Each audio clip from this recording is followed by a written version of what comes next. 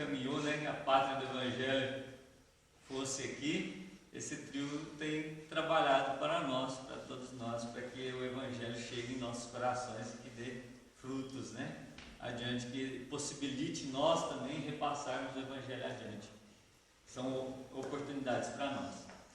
E a gente volta no tempo, né, para a gente entender tudo isso. O professor Poggetti esteve aqui no começo do mês falando de Bezerra de Menezes, né, a importância de Bezerra de Menezes no movimento espírita, tudo que ele fez, né, e não só para o movimento espírita, não só para o espiritismo, mas para o todo do Brasil, porque as leis que Bezerra conseguiu realizar, os eventos que ele fez como políticos foram enormes, né, e pouco conhecidos. O professor Poggetti fez um livro desse tamanho só do que Eurípides Barçanufo fez sobre política, sem tocar em assuntos outros. Então, para vermos coisas que às vezes é esquecida, deixada de lado, né? E que também fazem a diferença para nós, né? A regeneração é um contexto geral. A regeneração não é só religião. Seria a religiosidade em nossa vida, né? E não a religião em si. Às vezes a gente dentro da religião a gente faz muita besteira ainda. Então a gente precisa da religiosidade no nosso dia a dia. E a história deles é bem isso. Mesmo antes deles, igual o senhor Mariano, antes dele ser espírita, dele conhecer o espiritismo, ele se tornou materialista, porque ele não aceitava justamente o que eu mencionei, o fanatismo religioso. Ele não aceitava isso. Então ele era materialista, que era um movimento científico na época, coisa que Allan Kardec também era. Basta a gente assistir o filme do Allan Kardec agora que a gente observa isso. Ele era um cientista, ele não aceitava aquele fanatismo religioso da época. O senhor Mariano também não. Mas ele já tinha mediunidade e não sabia que era isso. Então a mão dele tremia, pegava um papel e ele achava objetos perdidos dos outros. Os outros chegavam nele e ele achava, mas ele não sabia o que era isso. Mas na luta por dinheiro e trabalho, ele foi trabalhar lá em Peirópolis, né? Vocês já passaram por lá? Um lugar lindo, maravilhoso. Lá hoje tem muito dinossauro lá, né? Por achar, ao tirar o cal, que o Frederico Peiró foi lá para isso, para tirar cal, encontrar os ossos de dinossauro, e hoje lá é um ponto de dinossauros lá, né? Mas é um lugar muito bonito. E lá, ao tirar cal, né, o senhor Mariano foi ser contador lá, do Frederico Peiró. Então foi trabalhar lá com o Frederico Peiró. E lá ele já usou da mediunidade, inclusive para montar as máquinas, que eles não sabiam montar as máquinas, né? O senhor Mariano pegava o papel, ia desenhando e montava as máquinas. Então, mas não sabia o que era isso. E lá ele ficou sabendo que o Frederico Peiró frequentava as reuniões do demônio lá em Uberaba. Então, e o que eram essas reuniões aqui? Interessante a gente observar isso. A Marta Fernandes, historiadora, estudou 19 anos o espiritismo na região. E aí ela diz o seguinte: o espiritismo na região já existia antes do senhor Mariano, mas era totalmente elitizado. Só as pessoas com alta cultura e fechados em casas, com portas trancadas, estudavam o espiritismo, de forma totalmente filosófica. Era assim que Frederico Peiró frequentava o espiritismo em Uberaba, dentro de casas. Não havia ainda centro espírita. E vamos dizer assim, é lógico que havia, mas não uma porta lá, né, igual uma placa, não tinha isso, né? Era fechado. O povo mantinha silêncio, porque o povo era perseguido.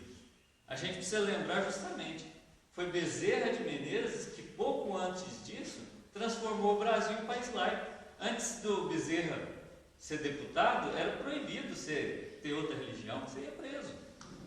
Então, libertou.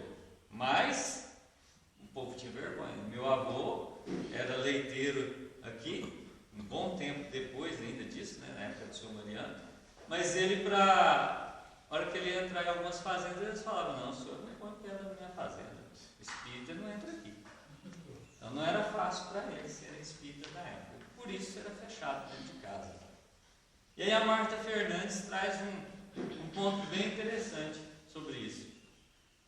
Porque depois que o senhor Mariano perde todo o dinheiro na venda que ele montou, não era bom negócio, aí ele fica sem dinheiro nenhum.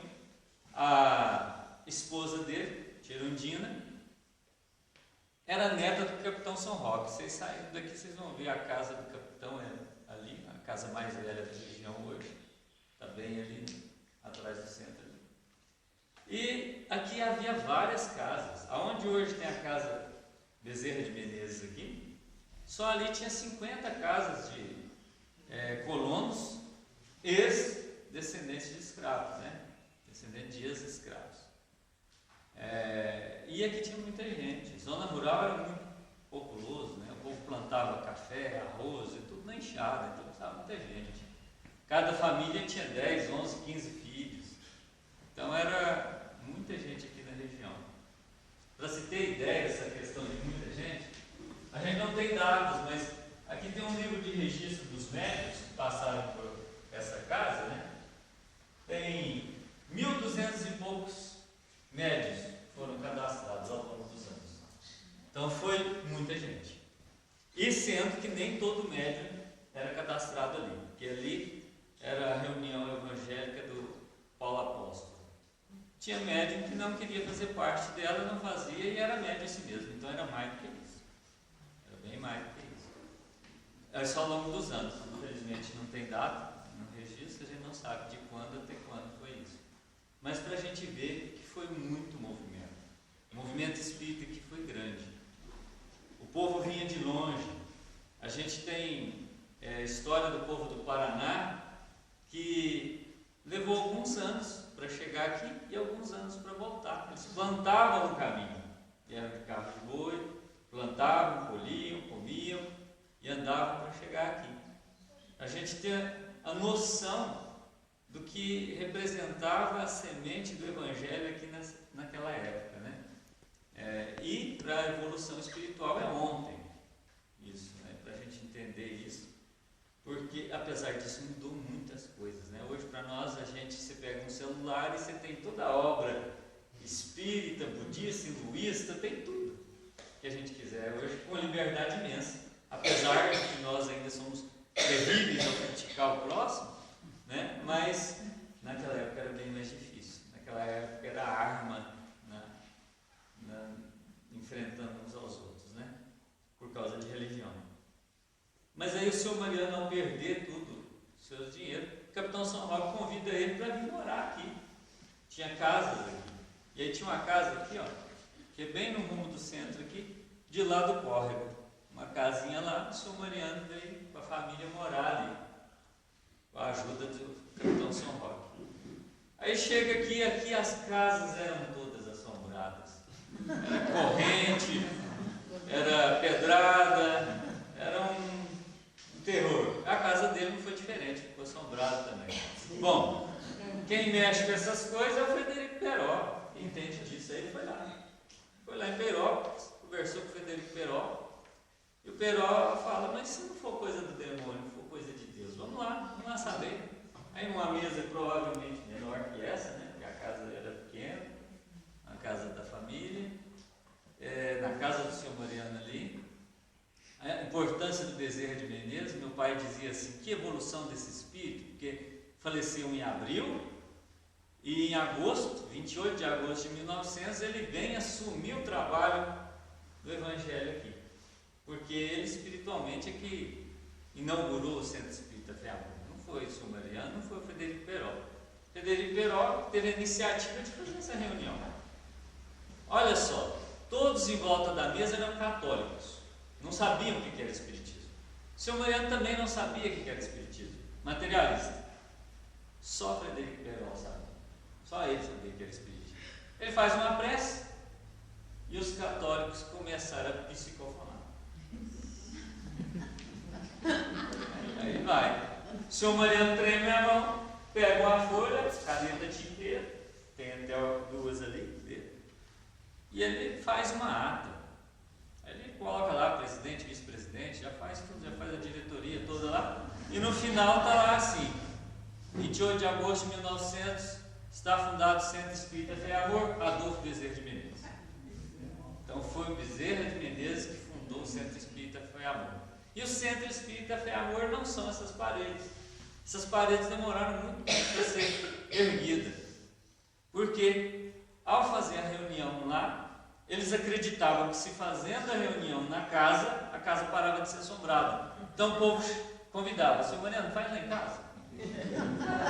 Aí fazia a reunião lá. Frederico Peró pegou, deu a obra de Allan Kardec para o seu Mariano, vai estudar. Aí foram estudar, mas faziam as reuniões nas casas das pessoas. Cada casa que fazia a reunião, ela parava de ser assombrada. Ao parar de ser assombrada, todo mundo contava, o outro queria, o outro queria. O Centro Espírita Fé e Amor fez reuniões até Uberlândia, fez reuniões até Araxá. Saía, fez ali fundava centros, porque ele chegava, geralmente ele, igual lá no Capão da Onça, o casal obsediado veio aqui, frequentou uma reunião e voltaram à lucidez em uma reunião. Ficaram apaixonados. O senhor podia ir lá fazer uma reunião lá, Capão da Onça? Vou. O senhor Mariano vai e faz uma reunião.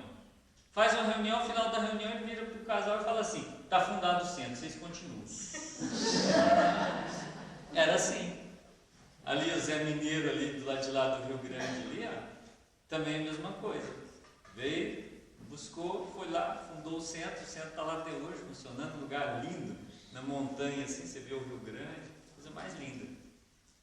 Então, eles faziam isso, criam uma base sólida. Aí eu vou usar os termos do César Carneiro, escritor lá de Uberaba, já vários livros sobre Chico Xavier. E aí ele veio fazer uma palestra aqui, ele falou sobre Santa Maria para um pessoal de Votuporanga que teve aqui. E aí ele disse assim: para falarmos de Santa Maria precisamos lembrar, né, quando Jesus disse: enviarei o Consolador prometido. A gente sabe que foi lá com Kardec, na França, mas foi transplantado para o Brasil, né? Bezerra já tinha feito um grande trabalho, e outros, muitos outros que são esquecidos, pessoas anônimas, né? Igual eu estou falando ali, 1200 e pouco. A gente lembra aqui de São Mariano, Eurípides, Jason, Aristides e muitos poucos outros. Então são muitos anônimos para fazer esse trabalho, né? E às vezes, como dizia meu pai, igual o Jason Aristides, o pai falava assim: era a mesma coisa do Eurípides, a bondade deles, eram espíritos elevadíssimos, né? Mas tem outros que têm que, além de fazer o trabalho, emprestar fama para a história continuar. Então, um Eurípides, um Chico Xavier, tem que sofrer mais, porque é mais difícil, porque eles sofrem mais pancada, né? É muito mais difícil. O senhor Mariano ali, na última residência dele, porque eu estou atalhando a história, né? Mas a gente volta e pega lá de novo. Só para aproveitar essa questão de perseguição, veio o fazendeiro lá do Rio das Velhas com vários matadores para matá-lo aqui. E aí o Sr. Ranulfo saiu correndo. Eu cheguei a conhecer o Sr. Ranulfo, era o filho mais velho do Sr. Mariano. Saiu correndo e falou assim: meu pai vieram te matar. Porque veio aquele monte de homem armado, conhecia eles, vieram te matar. Aí o Sr. Mariano falou para ele: calma, meu filho, eu já sei, Bezerra já me avisou. Aí ele sai lá fora, está todo mundo quietinho, montado nos cavalos, ninguém mexe. Aí ele cumprimenta, convida eles para descer, tudo calado. Aí ele toca na perna do fazendeiro. A hora que ele toca na perna do fazendeiro, o fazendeiro faz assim. Estava paralisado em cima do cavalo, né? Aí é o que meu pai dizia, a evolução desse Bezerra, né? Porque desencarnou em abril, vem montar esse trabalho e não foi um trabalhinho.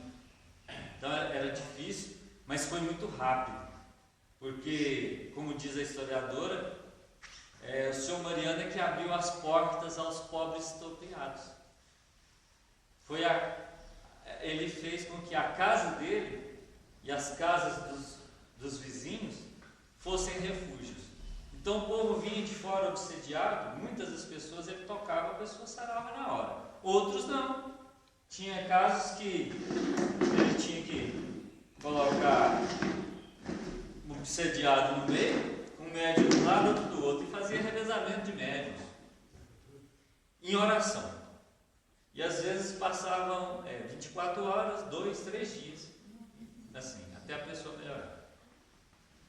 Então, cada caso é um caso, cada situação é uma situação. Mas quando ele vem para cá, acontece isso. E aí ele funda, Bezerra funda o centro. Aí a perseguição começa. O capitão São Roque ia às missas, em Sacramento, o padre fala: você não pode aceitar aqui de Santa Maria. Santa Maria já era lugar do demônio antes, com as assombrações. Aí monta uma reunião que era má vista. Então, Santa Maria não é lugar bom, não. Aí o capitão São Roque resolve expulsar o senhor Mariano daqui. Mas a esposa disse: se você expulsar ele, eu vou junto. Aí ele pega: não, então eu não vou expulsar não, mas perto da minha casa ele não vai ficar não. Ele foi morar para lá, uns 500, 600 metros para cá. Aí ele passou muita dificuldade na época, porque ele começou a atender muita gente, não tinha um emprego e ele só vivia para ajudar os outros. E aí ia curando os outros. Aí o povo levava um bolo, levava um pouquinho de alimento, levava alguma coisa, levava um frango para ele, porque ele vivia atendendo o povo. Só que aí foi muitas coisas, uma atrás da outra. O capitão São Roque, com a ferida na perna, chega até ele e fala: não tem um remedinho aí do seu protetor? Porque era assim que todo mundo aqui na região chamava o Bezerra de Menezes de protetor. Porque a hora que as pessoas iam agradecer o senhor Mariano, ele falava: não agradeça a mim não, agradeça o protetor. O protetor era o Bezerra. Então ele curava as pessoas, através da mediunidade dele, vamos dizer assim, Bezerra curava as pessoas, usando vegetais da região, mas química também. O senhor Mariano era autodidata, aqui os livrinhos dele, isso é livro de medicina. Ele era o que chamavam de médico prático. Vários livros de cirurgia, medicina, livros de farmácia. Ele estudava muito. Então ele comprava produtos químicos, vinha de trem, livros vinham de trem, tinha que vir de São Paulo. Olha a dificuldade para você estudar. Tinha que comprar um livro lá em São Paulo, esse livro vinha, chegava caríssimo. Muitos produtos químicos tinha que comprar. É lógico que isso foi já um pouco depois dos produtos químicos, não nesse período de dificuldade dele. Porque a hora que o capitão São Roque foi curado da ferida na perna, que na época matava a zibela, aí o capitão São Roque construiu essa casa aqui. Para ele, chamou ele e falou: vou antecipar a herança da Erundina, que era neta, e vou doar essas terras que vocês saírem daqui e se tornar, era tudo da Tirondina, daqui para lá. Morro ali tudo. Só que na época isso dava muito pouco. Isso não dava uma renda muito grande não, mas ele criava gado, tirava leite, desnatava o leite e vendia manteiga. Então a renda do senhor Mariano era da manteiga que era vendida. Porque leite não era possível ser vendido na época, não tinha como você manter um leite para sair vendendo, não. Então eles desnatavam, vendiam manteiga. A manteiga durava. E aí era essa a renda dele. E a Tirondina aproveitava tudo. Ela aproveitava até as cascas das batatinhas, fritava para comer. Por quê? Porque a casa vivia cheia. O povo chegava, vinha, o senhor Mariano dava remédio, a pessoa está cansada, a pessoa está com fome, veio a pé. Não vinha falar assim: vinha a cavalo, só tinha cavalo quem tinha dinheiro. Pobre não tinha cavalo, pobre vinha a pé. Então eles vinham a pé de toda a região. Aí chegava aqui: como é que vai embora? Seu Mariano: não, fica aqui em casa, come aqui conosco. E aí quando a casa dele não cabia, ele falava: vai para a casa do fulano, vai para a casa do ciclano. E todo mundo hospedava, as casas viviam cheias. Tem o caso dos meninos de Araxá, que eles gospiam prego, os irmãos. Aí o senhor Mariano faz uma reunião e vira para a família e fala: esses são médios de efeito físico e precisa de um trabalho. Eles ficaram da infância até a adolescência na casa dos meus avós. Aí eles frequentavam reuniões, estudavam o espiritismo, aí depois voltaram para casa. Esse mesmo senhor Mariano falava assim: no começo separa eles, deixa um longe do outro, porque todos os dois é efeito físico, né? Depois, mas dizem que depois foram bem-sucedidos aí com a mediunidade, né? Então eram muitos médios, nem todos equilibrados, tinha muita obsessão, tinha muita loucura, muito desequilíbrio. Então não era fácil. Tinha muito espírito sendo tratado também, desde a época da escravidão, né? A mediunidade era interessante aqui, igual a gente falou do Capitão São Roque. O Capitão São Roque tem uma peculiaridade bem interessante, porque ele era filho de escrava com padre. Então, antes da libertação dos escravos, ele já tinha libertado os escravos da fazenda. E ele não podia ser fanático religioso também, né? Então, isso ajudava muito a questão, porque ele era filho do pecado, então como é que eu vou ser puritano, né? Então, o Capitão São Roque, ao apoiar o senhor Mariano, quando traz o senhor Mariano para cá, aí o movimento espírita cresce aqui na região, aí cria força. Aí vai cada vez maior, mais forte. Aí o povo de toda a redondeza vindo, as curas. Tem o caso do menino que chegou com fogo selvagem, o corpo todinho na carne viva.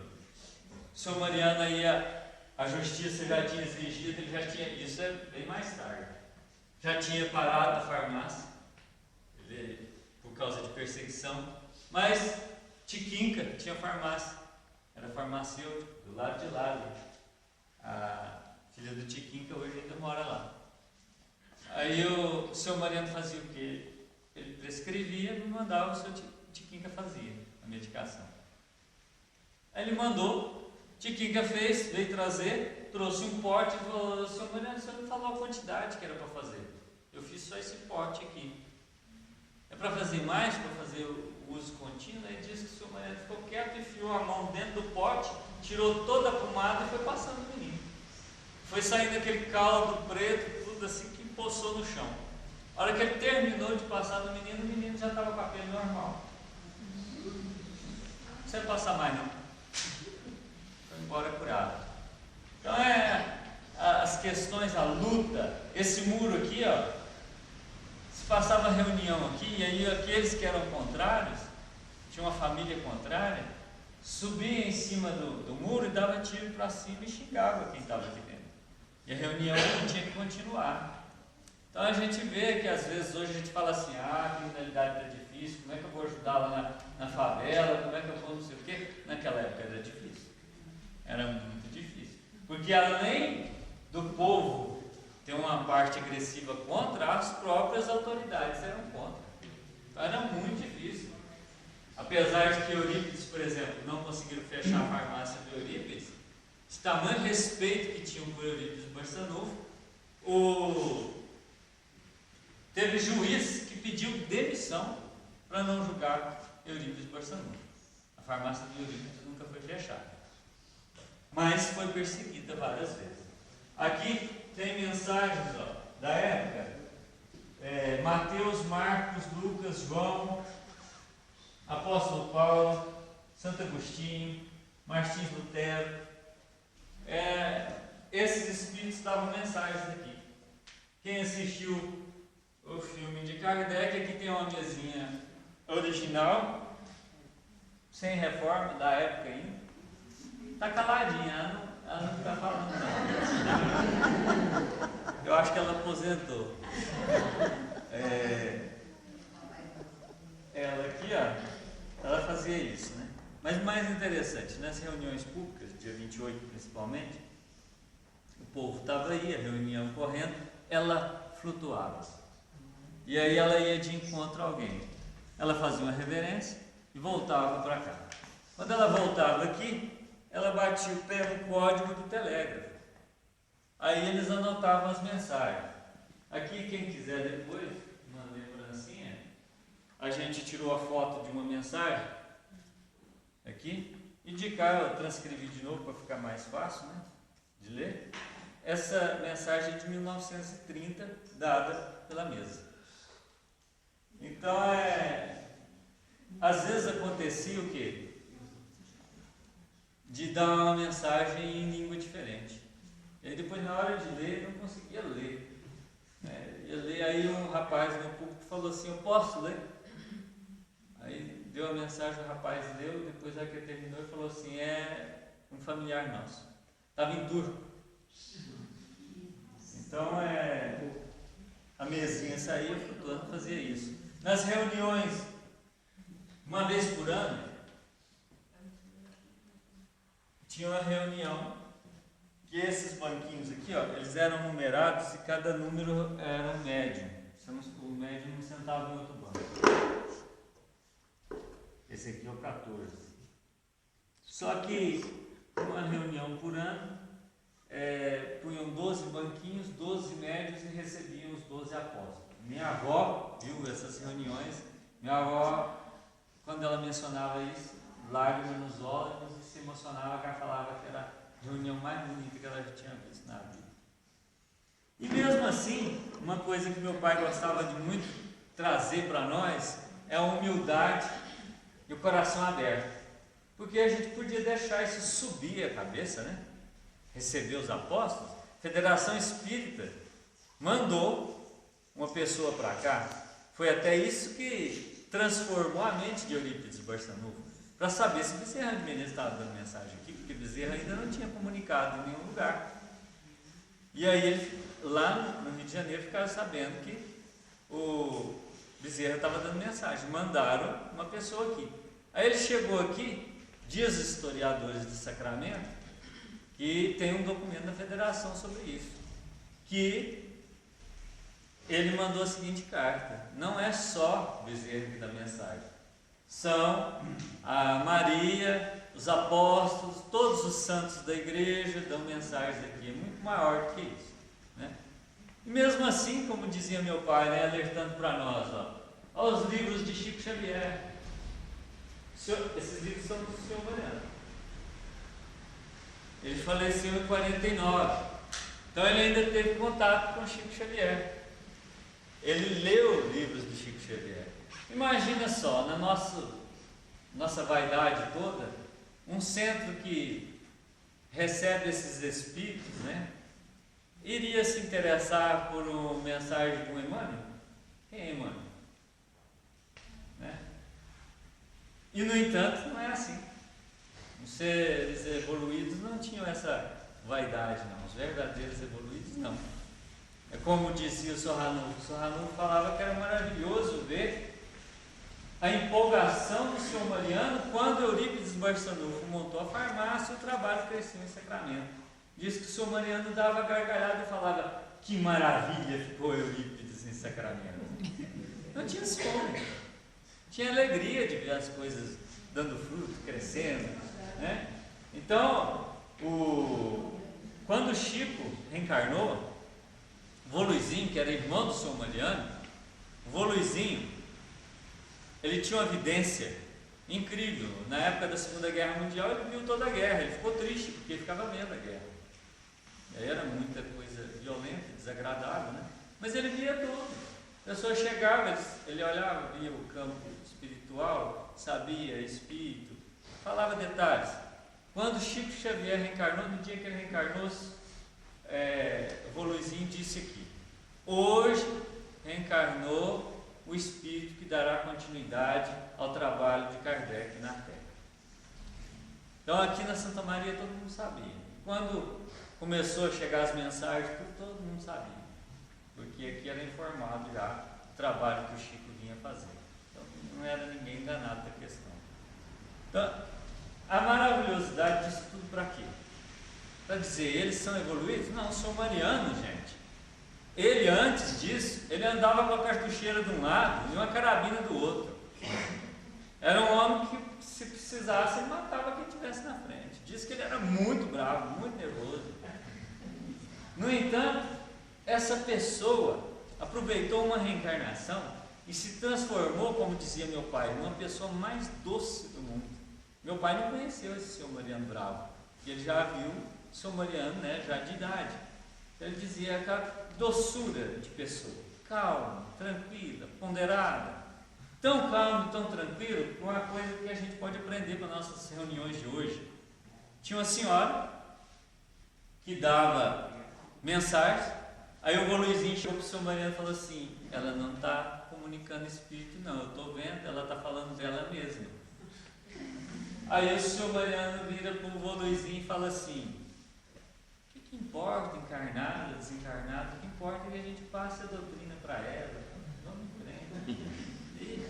E ir em frente. Ele já não aceitava mais agredir de forma nenhuma o próximo.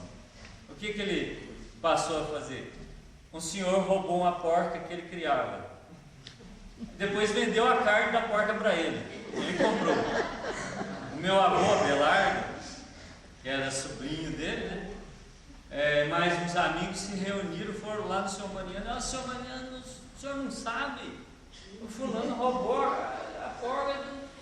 Nós vamos fazer ele devolver o dinheiro do senhor. Que é isso? Ele, pelo amor de Deus, gente, silêncio, cala com isso. Não vamos magoar o outro. Eu sabia. Eu comprei sabendo. Importa não, deixa ele em paz. Olha a diferença. Ele aproveitou. Ele era esforçado. Uma mediunidade dessa, recebendo desejo assim com essa facilidade, tudo. Para que estudar? Para que ler esses livros de medicina? Para que saber? Ele não parava. Ele buscava conhecimento.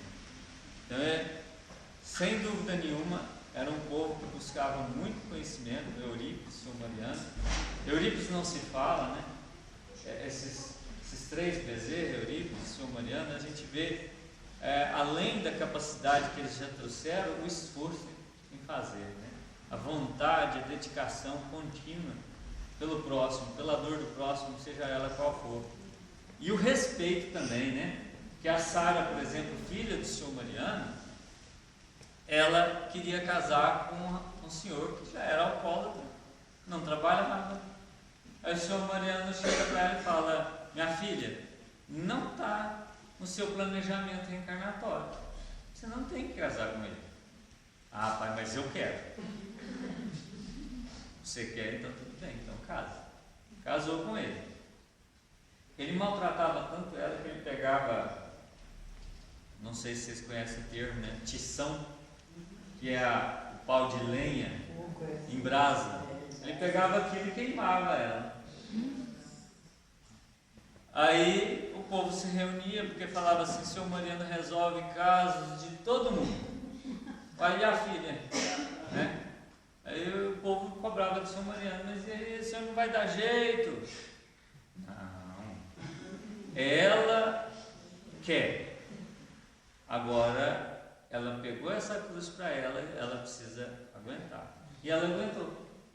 Ela cuidou dele ainda em idade, até falecer, criou os filhos, foi morar em Uberaba, se dedicou à família, às dificuldades e tudo, e venceu.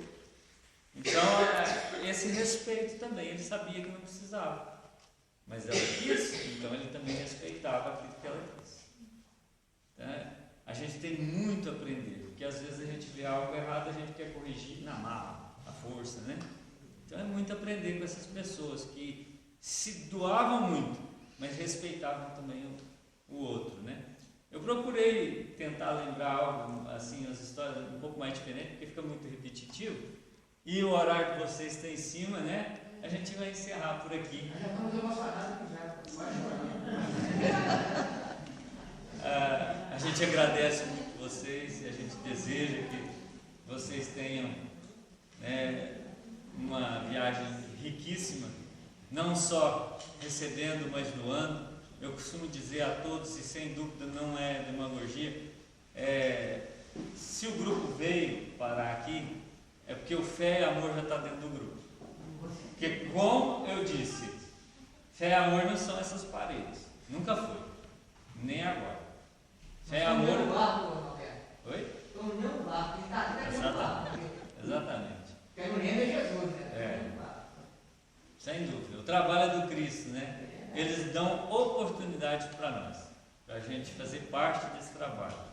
Então, sem dúvida nenhuma, esse trabalho que foi de base aqui, para a vinda do Chico Xavier, para fortalecer, hoje não tem fronteira mais. Hoje a mensagem, né, para a regeneração, que é do Consolador Prometido, transmitido, já está no mundo inteiro. Hoje já está esparramado, estão fortalecida. E o fé e amor, não, como eu vou repetir, não é as paredes, são esse trabalho, um pedaço do trabalho do Cristo. E vocês chegaram aqui, então fé e amor é vocês também, sem dúvida, a casa espírita de vocês, o lar de vocês e o lar interior de cada um. Semana passada eu estava ouvindo meu pai no YouTube sobre a história sobre Eliane mesmo, a história do facão lá. Na história do facão. Então, na época do facão, o senhor Mariano era bravo, se precisasse ele matava o baiano. Então, por falar no seu pai, nós nos identificamos muito com ele, né, há 2 anos, quando viemos. Fala um pouquinho do seu pai aí, que você falou que seu pai já se comunicou várias vezes. Dá notícias dele para nós aí. Muitos presentes a gente recebeu do meu pai, né? Eu vou falar um pouquinho, assim, de um momento igual a esse. 5 horas da tarde, no domingo, chegou uma caravana de Uberlândia, sem marcar nem nada. Vocês podem abrir, só abrir para a gente conhecer o centro? Aí vem cá, eu olhei para eles, eu vi que eles estavam cansados, né? Eu falei assim, gente, se vocês quiserem eu falo uns 20 minutinhos bem resumido, se você puder. Aí eu falei uns 20 minutinhos, né? Aí a gente acha que a gente está sendo útil, é o que eu estou falando, a gente tem que abrir esse olhar que a gente está sempre recebendo, né? Aí a hora que terminou, veio um senhor, daí onde o senhor está sentado? Ele veio até mim, falou assim, posso te dar um abraço? Falei, claro. Ele me abraçou, me apertou e eu senti energia, cabeça aos pés. Aí a hora que ele voltou assim, ele me olhou, e eu já estava com meu pai na minha cabeça. Ele virou e falou assim, seu pai chamava Adolfo Almeida, é isso? Eu falei, isso mesmo. Aí ele falou, esse abraço foi dele. Aí terminou aqui, esse senhor ficou ali esperando, eu fechando as coisas, tudo, saí, ele com a moça. Aí nós fomos saindo, aí ele virou para a moça, eu não sei o nome dele. Aí ele virou assim para a moça, olha, fala para ele que você viu. Ela falou, o senhor sabe que eu não gosto disso. Ele falou, não é por você, é por ele. Ele precisa saber o que você viu. Aí ela começou a narrar detalhes que eu não tinha falado para eles, da época aqui do senhor Mariano. Aí ela olhava principalmente para aquele lado ali e ela chorava. E falava, tem espírito ainda que acha que está no tronco até hoje. Está cheio de espíritos em tratamento aqui em Santa Maria ainda, porque vieram muitos espíritos a se tratar. E os espíritos mais elevados estão tratando, estão cuidando. Aqui é um hospital enorme no plano espiritual. Ela foi falando, né? Ela foi falando, contando isso, até chegar àquela ponte lá. Chegou naquela ponte lá, ela parou, me olhou assim. Ela não sabia nada do meu pai, eu não falei nada do meu pai, não fiz o que eu estou fazendo aqui hoje, né? E aí ela vira para mim e fala assim, sabe por que seu pai já melhorou tanto no plano espiritual e já está trabalhando? E eu já tinha notícias realmente, né? E aí ela virou e falou assim, porque ele nunca negou atender ninguém na vida dele. Aí eu parei, olhei e falei, verdade. Ele às vezes com hemorragia de câncer, ele às vezes não tendo dinheiro nenhum, a pessoa chegava obsediada e tudo, né? Punha para dentro, eu e meu irmão mais velho, nós brigávamos com ele. Ele falava assim, pai, você não tem condição. Ele falava, se bateu na minha porta eu tenho que atender. Tem jeito. Aprendeu com o senhor Mariano, né? Aí, realmente, aí são presentes que a gente recebe, né? São maravilhas e N outros. A primeira comunicação dele que a gente teve foi na Vovô Pedro em Araxá. Ele ia todo ano em Araxá, porque ele faz parte do grupo lá de Araxá, do Labor Fé e Amor, que faz parte daqui do Fé e Amor. São parceiros nossos, né? Hoje eles vêm de Araxá aqui, fazem desobsessão todo mês aqui conosco, né? E trazem fitoterápicos para nós hoje. Lá tem um trabalho enorme. Chegam a distribuir 6 a 8 mil vidros de remédio por semana lá em Araxá.